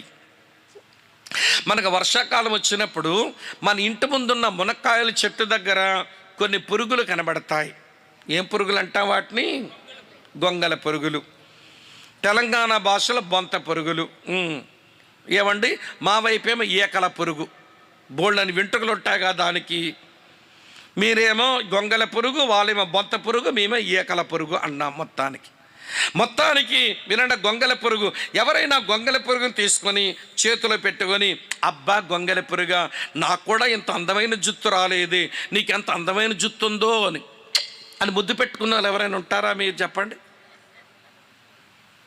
వస్తే గొంగల పురుగా, ఎంత అందమైన బోగీలు ఉన్నాయి, మా వైపు నుంచి పోయి రైలు బండి కూడా అంత అందమైనటువంటి బోగీలు లేవు, నీకు ఎంతమంది చక్కని కంపార్ట్మెంట్లు ఉన్నాయో అని ముద్దు పెట్టుకున్న వాళ్ళు ఎవరైనా ఉంటారా? దాన్ని చూస్తేనే నోరేమో చీ అంటది, ఒళ్ళంతా జలధరిస్తుంది. కాళ్ళకున్న చెప్పు తీస్తావు, ఒక దెబ్బ కొట్టి ఇంట్లో ఉన్న చీపురుతో దాన్ని చిమ్మి పడేస్తావు. నోరేమో చీ అంటది, కాళ్ళకున్న చెప్పు లేచుద్ది, తర్వాత చీపురు దాన్ని చిమ్మి పడేస్తాం. ఎందుకంటే అసహ్యమైన పురుగు అది. కానీ అదే పురుగు గూడు చేసుకొని లోపలికి వెళ్ళి కొద్ది రోజులుండి దాన్ని పగలగొట్టుకొని బయటకు వచ్చేసరికి ఇప్పుడు దాని పేరు గొంగల పురుగు కాదు, బొంత పురుగు కాదు, వెంట్రుకల పురుగు అసలే కాదు. దీని పేరేంటో తెలుసా? ఇలాంటివి బాగా తెలుస్తాయి మీకు, పర్లేదు చెప్పండి. ఏం పురుగు అయిందమ్మా ఇది? సీతాకోకొచ్చి. ఇప్పుడు దీనికి గొంగల పురుగు అని పిలవట్లా మనం. మీరు బాగా గమనించండి, అది గొంగల పురుగుగా ఉన్నప్పుడు చెట్టు యొక్క ఆకు బెరడు తిని బతికింది. ఇప్పుడు సీతాకోచిలుక అయ్యాక పువ్వుల్లో ఉన్న తేనెను తీసుకుంటుంది. ఒకప్పుడు అది గొంగల పురుగున ప్రాక్కుంటూ పోయింది, ఇప్పుడు సీతాకోచిలుక ఎగిరిపోతా ఉంది. ఒకప్పుడు గొంగల పురుగున్నప్పుడు అందరికీ అసహ్యంగా ఉండేది, ఇప్పుడు సీతాకోచిలుక అయ్యాక అందరికి ఆహ్లాదకరంగా మారిపోయింది. యేసుని నమ్మడం అంటే ఇలా రూపాంతరం చెందడం అంటే మతం పుచ్చుకోవడం కాదురా మాయిదార మనుషులారా. యేసు ప్రభు నమ్మడం అంటే ట్రాన్స్ఫార్మ్ అవ్వడం, లోపల నుంచి కలిగేటువంటి ఒక అద్భుతమైనటువంటి పరివర్తన. ఇంకా మీకు అర్థమయ్యేలా చెప్తాను, వింటున్నారా లేదా? మంచిది. ఇంకా మీకు అర్థమయ్యేలా చెప్తాను. మా శ్రీకాకుళం బోర్డర్లో ఇచ్చాపురం అనే ఊరు ఉంటుంది. దాని తర్వాత ఇక ఒరిస్సాని వింటున్నారు కదూ. మా ఇచ్చాపురంలో ఆర్యవైశ్య కుటుంబాల్లో చాలా కుటుంబాలు యేసుప్రభుని నమ్మినాయి. ప్రతి గంగరాజమ్మ అని ఒక పెద్దమ్మ, ఏమంటే ఆ రోజులు గెలిసన్ అనేటువంటి ఒక సేవకుడు వాక్యం చెబితేను ఆమె యేసుప్రభుని నమ్మింది. ఆర్యవైశ్య కుటుంబం అంటే మనలాగా చేప మాంసాలు తినరు, వాళ్ళు పెద్ద పెద్ద వ్యాపారాలు చేస్తారు. ఆమెకు 7 కొడుకులు, 2 కూతుర్లు, 9 మంది సంతానం.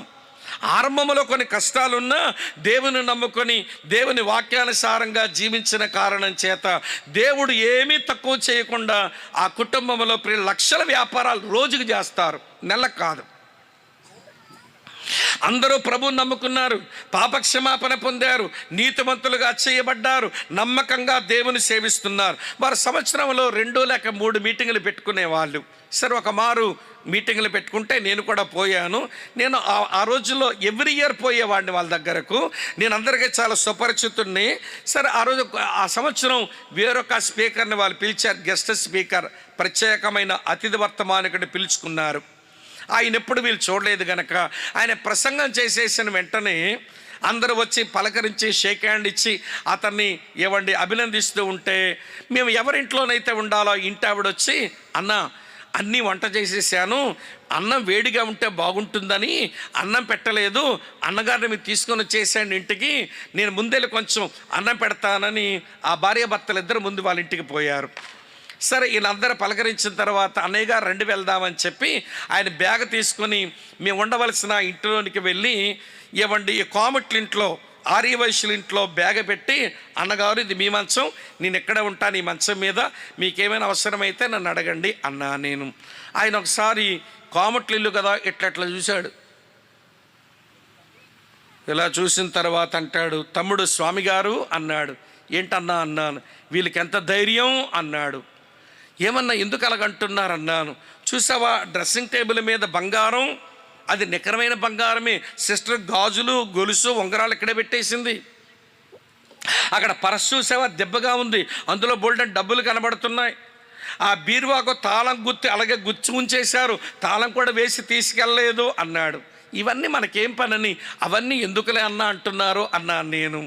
ఆయన అంటాడు, ఏమీ లేదు స్వామి గారు, ఒక విషయం చెప్పను అన్నాడు. చెప్పండి అన్నాను. ఏమన్నాడనంటే, యేసు ప్రభువే నా లోపల లేకపోయి ఉంటే ఇవన్నీ ఇప్పుడు లేపుకుపోదును అన్నాడు. మీకు నవ్వొచ్చినట్టే నాకు నవ్వు వచ్చింది.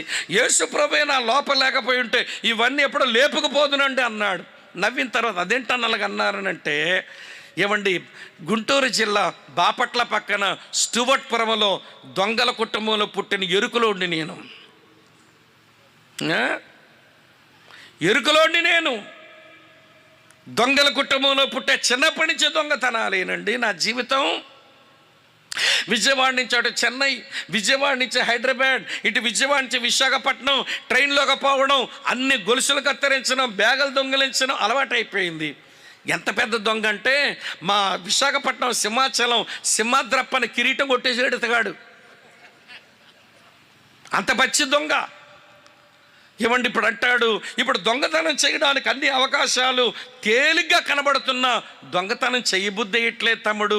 ఇది కారణం యేసు నా హృదయంలోకి వచ్చిన కారణం చేత. ఆయనే లోపల రాకపోయి ఉంటే నా పాత దొంగ బుద్ధితో ఇవన్నీ దొంగిలించే మనిషినే నేను. యేసుని నమ్మడం అంటే అంతరంగం నుంచి బాహ్యం వరకు పరిపూర్ణంగా రూపాంతరం చెందడం, కానీ మతం పుచ్చుకోవడమేనంటారు ఏంటండి. ఇలా ఆలోచించింది లేదు, తెలుసుకున్నది లేదు. ఇంకో ఉదాహరణ మీతో చెప్పనా. చాలా కాలం కిందట ఒక అమెరికా దేశపు తెల్లదొర, హేతువాది, దేవుని నమ్మనివాడు, వ్యాపారస్తుడు ఆఫ్రికాకు పోయాడంట. పోతే చెట్టు దగ్గర ఎవడో కింద కూర్చుని ఏదో చదువుకుంటా ఉంటే ఆ నల్లజాతి వాడికి అంటున్నాడు, బాబు నేను ఈ అరణ్యంలో పలానా స్థలానికి వెళ్ళాలి, నాకు దారి చూపిస్తావనంటే ఆ నల్లజాతి వాడు ఆ అడ్రస్ చూసి, నాకు తెలుసండి రండి చూపిస్తానని చెప్పి అతని లగేజ్ కూడా కొంచెం మోస్తా ఆ నల్లజాతి వాడు ముందు నడుస్తున్నాడు, ఈ తెల్లజాతి వాడు వెనకాల నడుస్తున్నాడు.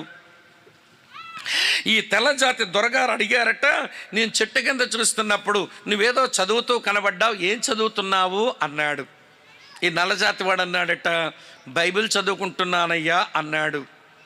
వెంటనే ఈ తెల్లజాతి వాడు అంటాడట, బైబిల్ చదువుతున్నావా, అందులో ఉన్న యేసు ప్రభుని కొంపదీసి నమ్మేవేంటి అన్నాడంట. అవునండి నమ్ముకున్నానండి అన్నాడు. అనగానే హేతువాది కదా, దేవుడు ఉన్నాడంటే నమ్మే రకం కాదు కదా, ఏదో ఓరకని ఏమండి ఊడిపడినట్టు భూమి మీద సృష్టికర్తను గురించిన జ్ఞానమే లేక దుష్టులు దేవుడు లేడని పొగరెక్కి మాట్లాడతారు. వీడు పొగరెక్కి మాట్లాడతా వినండి, బైబిల్ను దూషిస్తున్నాడు, బైబిల్ ఉన్న యేసు ప్రభుని దూషిస్తున్నాడు. ఈ నల్ల జాతీయులు బుద్ధి లేనోళ్ళని వీళ్ళ జాతిని దూషిస్తున్నట్ట. కానీ నల్లజాతి వాడు ఏమీ మాట్లాడకుండా అతను చేరవలసిన చోటు వరకు తీసుకుని వచ్చి, అయ్యా మీరు వెళ్ళవలసిన ప్రదేశం ఇదే, మీరు వెళ్ళొచ్చు అని చెప్పి తన దగ్గర ఉన్న లగేజ్ కూడా అతని చేతికి అప్పగిస్తే ఆ లగేజీ తీసుకొని అతను లోపలికి వెళ్ళే ముందు నల్లవాడు అన్నాడట, సార్ ఒక్క మాట మీతో మాట్లాడి వెళ్దామని ఉంది అన్నట్ట. ఏం మాట్లాడతావు అన్నాడు. ఈ అరణ్యంలో మీకు దారి తెలియట్లా, నేను మీకు దారి చూపించా, మీరు మీ లగేజీలు బరువులు మోసుకోలేకపోతున్నారు, నేను మీకు దారి పొడుగునా మీ లగేజీలు మోసా. కానీ దారి పొడుగునా మీరు చేసిన పని ఏంటి? నా చేతిలో ఉన్న బైబిల్ని దూషించారు, దాంట్లో ఉన్న నిజదేవుడైన యేసు ప్రభుని మీరు తోలనాడారు, ఆ యేసు ప్రభుని నమ్ముకున్న మా నల్లజాతి మనుషులు మీరు తోలనాడారు అంటే అయితే ఏంటి అన్నాడంట. ఏమీ లేదండి, ఒక మాట చెప్పి వెళ్తానన్నాడు. ఏంటో చెప్పు అన్నాడు. ఏమీ లేదండి, ఈ బైబిలే నా చేతుల్లో లేకపోయి ఉంటే, ఇందులో ఉన్న యేసుప్రభే నా హృదయంలో లేకపోయి ఉంటే, ఈ పాటకి మీ మాంసం నా కడుపులో ఉండును, మీ ఎముకలన్నీ నా పళ్ళ కింద నలిగిపోయి ఉండును అన్నాడంట. ఎవరు నువ్వు అన్నాడు. నేను క్యానిబల్ని అన్నాడు ఈడు. ఇప్పుడు చెమట్ల బట్టే ఎంతసేపు అడవులు ఎవరితో నడిచాడు? ఒక నరమాంస పక్షికుడితో నడిచాడు. తెల్లగా దొరికింది సెంపందిలాగా మాంసం ఇడిది. ఒక ఏటు ఏడిస్తే 70 కేజీలు వస్తాడేమో, 70 కేజీలు తినొచ్చు ఇడు. మనుషులు తిని బతికేవాడు మనిషి అందుబాటులో వచ్చిన చంపకుండా ఎందుకు ఆగాడు? అంతరంగములో వచ్చిన పరివర్తన. యేసును నమ్ముకోవటం అంటే అంతరంగములో కరిగే పరివర్తన, అదే రూపాంతరపు అనుభవం. ఆ రూపాంతర అనుభవం పొందిన వారు నూతన సృష్టిగా చేయబడతారు. పురుగులమని ఎంచుకున్న వారిని రూపాంతరపరిచి ఆయన నూతన సృష్టిగా చేస్తాడట. 3 మాటలు చెప్పాను. దేవుడు పురుగులమని ఎంచుకున్న వారిని పట్టించుకొని విమోచిస్తాడు, మాట్లాడి అభయమిస్తాడు, రూపాంతరపరిచి వాళ్ళను నూతన సృష్టిగా చేస్తాడు. 4వ మాట చెప్తాను రండి ప్రియులారా. ఇలా రాసి ఉంది, అదే యెషయా గ్రంథం 41వ అధ్యాయం 15వ వచనం ఇలా ఉంది చూడండి. ఏముందంటే, మొదటి లైన్ చదివేశానుగా, 2వ లైన్ చూడండి. నీవు పర్వతములను నూర్చుదువు, వాటిని పొడి చేయుదువు, కొండలను పొట్టువలే చేయుదువు, నీవు వాటిని గాలించగా గాలి వాటిని కొంచిపోవును, సుడిగాలి వాటిని చెదరగొట్టును అని రాసి ఉంది. ఈ వచనం నాకేమి నేర్పిస్తుందనంటే, గాడ్ యూజెస్ వర్మ్స్. దేవుడు పురుగులను వాడుకొని తన ఉద్దేశాలు నెరవేర్చుకుంటాడు. హల్లెలూయా. దేవుడు పురుగులను ఎంచుకున్న మనుషులను వాడుకొని తన ఉద్దేశాలు నెరవేర్చుకుంటాడు. ఏయ్ పురుగు వంటి యాకోబు, నేను నిన్ను వాడుకుంటానయ్యా, నువ్వు పర్వతాలు నూరుస్తావు అన్నాడు. పర్వతాలు నూర్చడం ఏంటండి? కొండలను పొట్టులాగా చేయడం ఏంటండి? అవి గాలికి ఏమండి కొట్టుకొని పోవడం ఏంటండి? ఏమండి ఆ రోజుల్లో గ్రానైట్ బిజినెస్ ఉంటే దేవుడు అక్కడ గ్రానైట్ బిజినెస్ కొరకు మాట్లాడుతున్నాడు, క్వారీ గురించి మాట్లాడుతున్నాడని నేను అనుకుందును. ఆ రోజున గ్రానైట్ బిజినెస్లు లేవు, క్వారీలు లేవు. మరి పర్వతాలను వచ్చడం అంటే ఏమిటి? కొండలను పొట్టులాగా చేయడం అంటే ఏమిటి? అది నువ్వు గాలించగా సుడిగాలి వాటిని కొనిపోవడం అంటే ఏమిటి? సుడిగాలి వాటిని చెదరగొట్టునంటే అర్థం ఏంటనంటే, బైబిల్ భాషలో, దేవుని భాషలో పర్వతాలు అంటే వినండి ప్రియులారా, ప్రభుత్వాలు, రాజ్యాలు.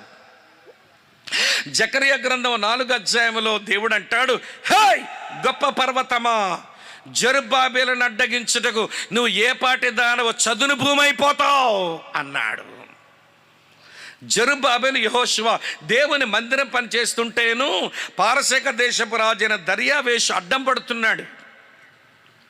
దేవుని పని జరగనివ్వటంలా, దేవుని పని చేస్తున్న వాళ్ళని ఇబ్బందులు పెడుతున్నాడు వాడు.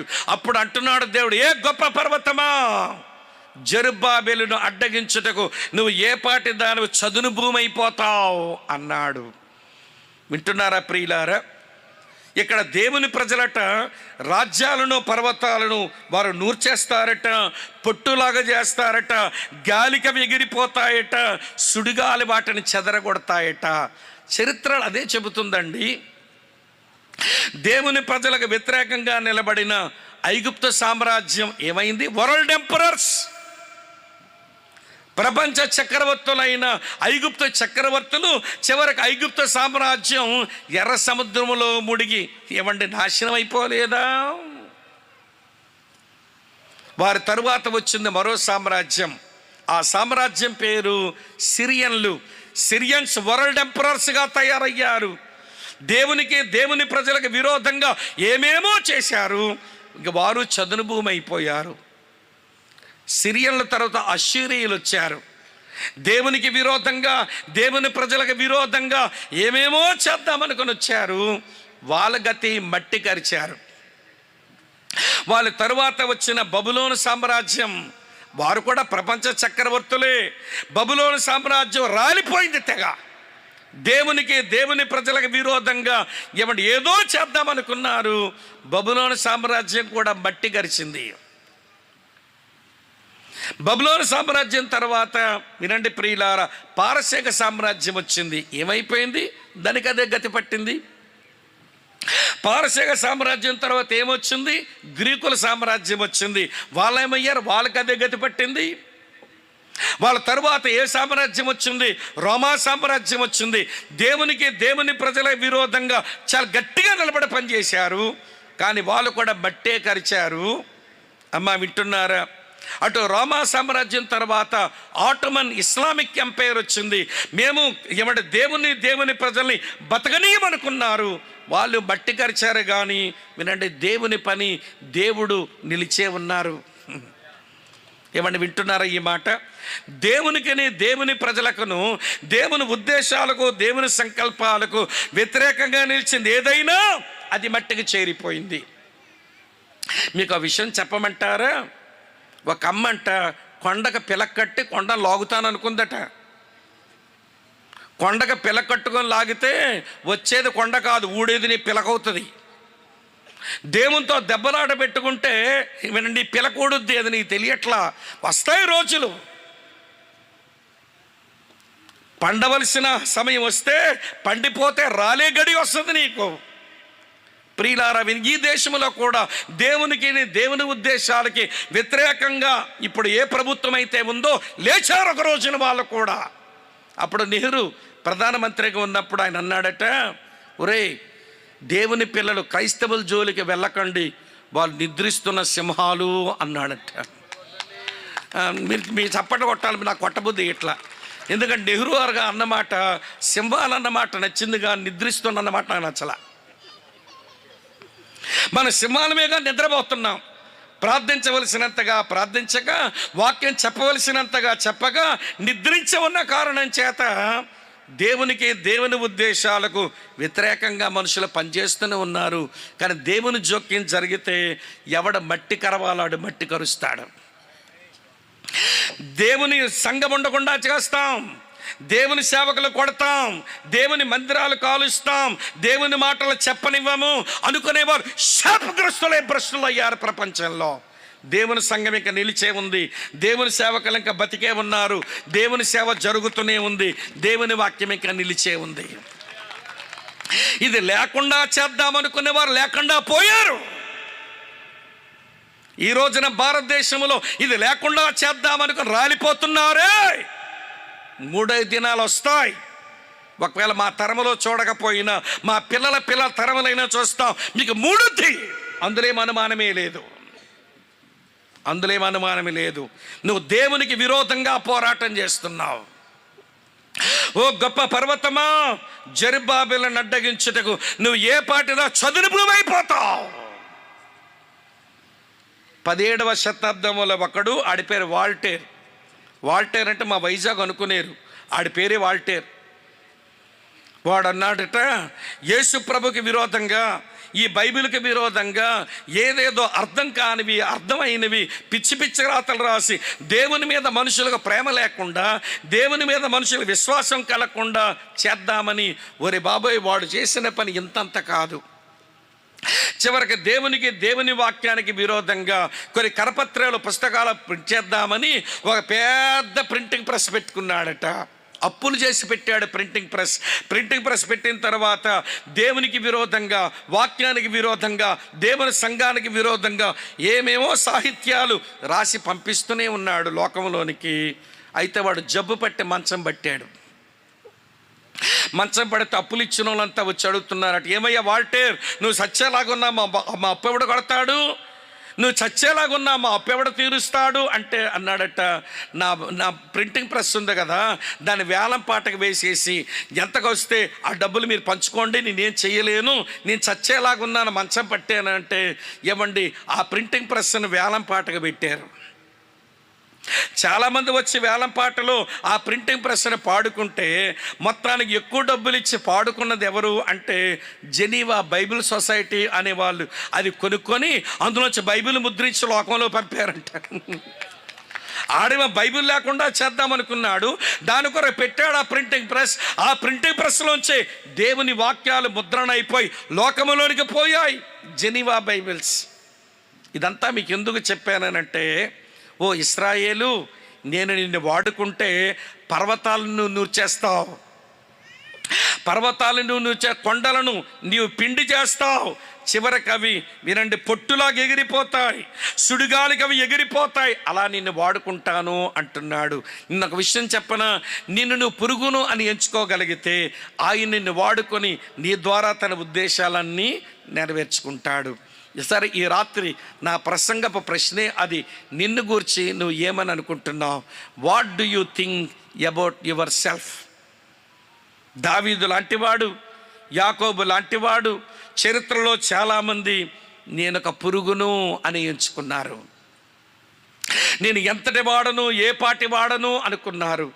నేను దరిద్రుడును, ఎన్నిక లేని వాడును, ఆకాశమైన సింహాసనం, ఈ భూమి అయిన పాదపీఠం, నేను సమీపింపరాని మహా తేజస్సులో వసించే అమరత్వము గల దేవుడని ఎంచి మేము పురుగులమని ఎంచుకున్న వారిని విమోచించేశాడు, అభయమిచ్చాడు, నూతన సృష్టిగా చేశాడు, చివరికి వాడుకొని తన ఉద్దేశాలు నెరవేర్చుకున్నాడు. అన్నదమ్ములారా, అక్క చెల్లులారా, ఈ మొదటి రాత్రి నిన్ను గూర్చి నువ్వు ఏమని అనుకుంటున్నావో చెప్పు. నిన్ను గురించి నువ్వు ఏమని అనుకుంటున్నావు? ఒక్క విషయం చెప్పి నేను ముగింపుకు వస్తాను ప్రియులారా. యేసుక్రీస్తు ప్రభు భూమి మీద ఉన్నప్పుడు ఆయన ఒక సంఘటన ఇలా చెప్పారు. ఆ సంఘటన ఇలా ఉంటుంది. అందులో ఏముంటుందంటే, ఒక ఇద్దరు దేవుని ఆలయానికి వచ్చారట. లూకాసు వార్త 18వ అధ్యాయం 10వ వచనం నుంచి ఇలా రాసి ఉంటుంది. ప్రార్థన చేయుటకై ఇద్దరు మనుషులు దేవాలయానికి వెళ్ళారు. వారిలో ఒకడు పరిసయ్యుడు, నిష్ట కలిగిన వాడు, ఒకడేమో సుంకరి, సాధారణ మనుషుడు. పరిసయ్యుడు నిలబడి, దేవా, ఈ చోరులను, అన్యాయస్తులను, వ్యభిచారులైన ఇతర మనుషుల వల్లైనను ఈ సుంకర వల్లైనను ఉండనందుకు నీకు కృతజ్ఞతాస్తుతులు చెల్లిస్తున్నాను. వారానికి 2 సార్లు ఉపవాసం చేస్తున్నా, నా సంపాదన అంతట్లో 10 వంతు చెల్లిస్తున్నాను అని తనలో తాను ప్రార్థన చేస్తున్నట్ట. ఒరే బాబు, నువ్వు వచ్చింది అక్కడికి దేవుని మందిరానికి ఎవరిని చూడడానికి వచ్చావు? దేవుని చూడడానికి వచ్చావు. దేవుణ్ణి ఏమని పిలిచావు? దేవని పిలిచావు. మరి నువ్వు ఎవరిని చూస్తున్నావురా? నువ్వు వచ్చిందేమో దేవుని మందిరానికి, దేవుణ్ణేమో దేవని సంబోధించావు. ఎవరిని చూడడానికి వచ్చావు? దేవుని కలుసుకోవడానికి వచ్చావు. మరి నువ్వేంటి? ఆ దొంగోడిని చూసి నేను దొంగోడిని కాదు, ఈ అన్యసుని చూసి ఆడిలాగా నేను లేను, ఈ వ్యభిచారిని చూసి దీనిలాగా నేను లేను, నేను వారానికి 2 రోజులు ఉపవాసం చేస్తున్నా, వీళ్ళకి ఆ అనుభవం కూడా లేదు, నా దశంభాగం దేవునికి ఇస్తున్నా, వీడి దశంభాగం ఇవ్వరని మనుషులను చూసి వాళ్ళకంటే గొప్పోడు అనుకుంటున్నాడు. మనుషులతో తాను పోల్చుకుంటున్నాడు. దొంగోడు కంటే నేను గొప్ప, అన్యసుడి కంటే నేను గొప్ప, వ్యభిచారి కంటే నేను గొప్ప, ఏమంటే ఉపవాసం చేయనోడు కంటే గొప్ప, దశంభాగం ఇవ్వనోడు కంటే గొప్ప, నేను గొప్ప, నేను గొప్ప, నేను గొప్ప, నేను గొప్ప.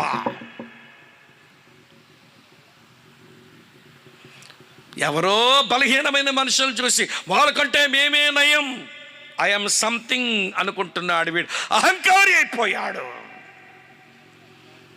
కానీ ఆ సుంకరి చౌతనంచుని 13వ వచనం, అయితే సుంకరి దూరముగా నిలుచుండి ఆకాశం వైపు కన్నులెత్తుటైగాను ధైర్యము చాలక రొమ్ము కొట్టుకొనుచు, దేవా పాపిని నన్ను కరుణించమని పలికెను. వీడు వచ్చిన మందిరానికి దేవుని దేవాని అన్నాడు, దేవుని చూద్దామనుకుంటున్నాడు, ధైర్యం చేయలేక గుండె బాదుకొని పాపిని నన్ను కరుణించవా అన్నాడు. అసలు విషయం చెప్పి ముగిస్తాను, వినండి. ఇప్పుడు చూడండి 14 వచ్చిన ఏముందో, అతని కంటే అంటే పరిసయ్యుని కంటే ఇతడు అనగా సుంకరి నీతిమంతుడిగా తీర్చబడి, చెప్పండి, తన ఇంటికి వెళ్ళాను. ఈ రాత్రి మీటింగ్ అవుతుంది, మీరు ఇంటికి వెళ్తారు. ఇప్పుడు ఎట్లా పోతారు మీరు? బండి మీద వెళ్తారు. బండి మీద నేనంటూ బండి లేనోడు కాడ గొప్ప పోతారా? నీతిమంతునిగా తీర్చబడి వెళ్తారా, లేకపోతే ఎలాగొచ్చారో అలాగే పోతారా? అది విషయం. వాడు ఎలా వచ్చాడో అలాగే పోయాడు. కానీ పాపినని గుండె బాదుకునే పశ్చాత్తాపంతో దేవుని కనికరానికి దేహి అనుకునేవాడు నీతిమంతునిగా తీర్చబడి తన ఇంటికి వెళ్ళిపోయాడట. అన్నదమ్ముల రక్క చెల్లులారా, ఏ దేవుడైతే నేను సృష్టించాడో, ఏ దేవుడైతే నీ పాప శాపాల కొరకు సిలువలో మరణించాడో, ఏ దేవుడైతే 3వ దినం మృత్యుంజయుడై తిరిగి లేచాడో, నీకు విమోచకుడై, వినండి నిన్ను పట్టించుకొని విమోచిస్తాడు. ఆయన నీతో మాట్లాడి అభయమిస్తాడు, నిన్ను రూపాంతరపరిచి నూతన సృష్టిగా చేస్తాడు. చివరికి నిన్ను వాడుకునేందుకు తీసుకుని తన చేతుల్లోనికి తన సంకల్పాలన్నీ నెరవేరుస్తాడు, నిన్ను ప్రయోజకునిగా చేస్తాడు. నీవు ప్రయోజకురాలవైతే ఆ ఫలితం నీ బిడ్డలకు ఉంటుంది, ఆ ఫలితం నీ బిడ్డలకు ఉంటుంది, ఆ ఫలితం అనేకులకు ఆశీర్వాదకరంగా మారుతుంది. అయితే ఈ రాత్రి వేళ దేవుని దాసునిగా మీ సహోదరునిగా నా అభ్యర్థన ఏంటో తెలుసా? ఎలాగొచ్చావో అలాగే వెళతావా, లేక నీ పాపస్థితిని ప్రభు పాదాల దగ్గర పడేసి సుంకరలాగా పాపిని నన్ను కరుణించు అని గుండె బాదుకున్నాడే, అలా గుండె బాదుకొని నీతిమంతుడివై తీర్చబడి దేవుని దగ్గర వెళతావో ఇక నీ ఇష్టం. నేను పురుగును, నేను ఎంతటి వాడను, నేను ఏ పాటి వాడను, నేను దరిద్రుడను, నేను ఎన్నిక లేను. ఎవరికంటే నేను గొప్ప? ఎవరికంటే నేను గొప్ప అనుకుంటే నాకంటే గొప్పోడి దగ్గర మళ్ళీ చిన్నేగా. కనుక ఐఎమ్ సంథింగ్ అనుకోవడం నీ అహంకారం, ఐఎమ్ నథింగ్ అనుకోవడం నీ యొక్క హ్యూమిలియేషన్, అది నీ ఇన్ఫీరియారిటీ కాంప్లెక్స్. నేను ఏమీ కానని కృంగిపోవడమో సరికాదు, నేను ఏమో అయ్యున్నానని రాలిపోవడమో సరికాదు. నేను ఏమయ్యున్నానో అది దేవుని కృప వలనే అయ్యున్నాను అనుకోవడం గొప్ప విషయం.